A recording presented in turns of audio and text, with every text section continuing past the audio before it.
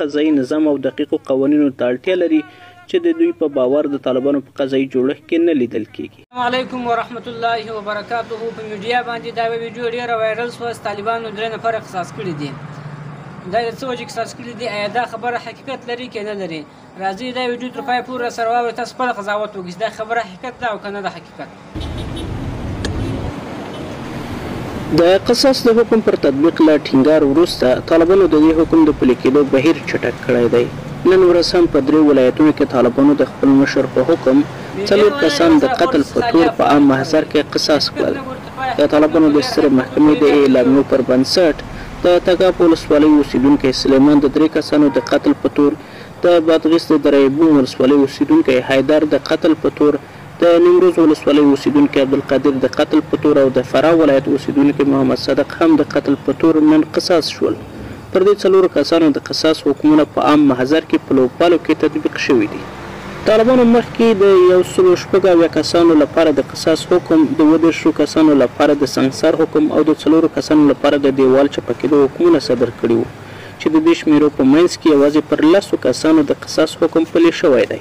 د طالبانو سترې محکمې په ګڼو اعلامیو کې تل ویلي دي چې د قصاص تطبیق په 3 محاکمو ابتدایي، مرافع او تمیز کې ترسره کیږي. خو د دیني عالمانو په باور د حدودو، قصاص او تعزیر تطبیق مشروع قضایي نظام او دقیقو قوانینو ته اړتیا لري چې د دوی په باور د طالبانو په قضایي جوړښت کې نه لیدل کیږي.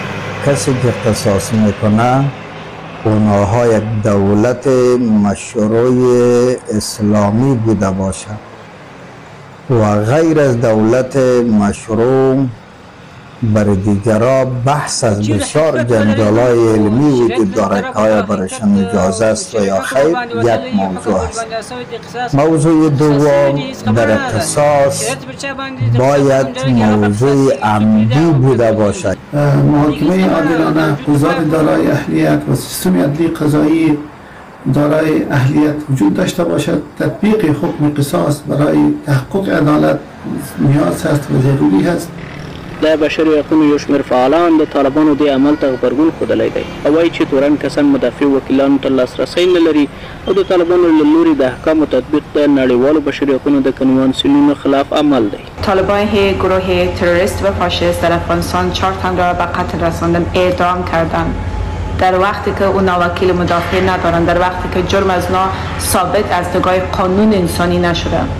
د هیواد یو شمېر وګړي هم له نړیوالې ټولنې غواړي چې طالبان د حساب ورکولو لپاره ځواب ویونکي.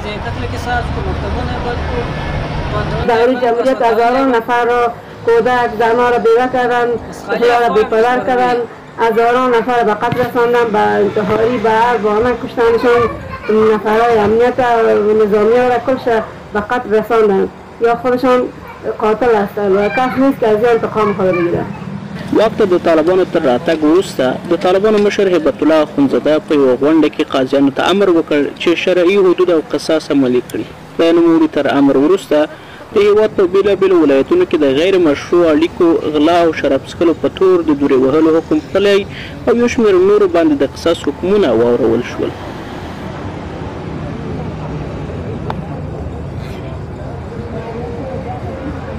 ملګرو دا ویډیو تر پایه پورې وکتله. نن سبا هر چا بس لیس رانغښتي، طالب دی وکړو، امارت دی وکړو، شریعت دی وکړو، مکتبونه بند شو، پوهنتونونه بند شولو، تلا نه وه سودا نه وسوه.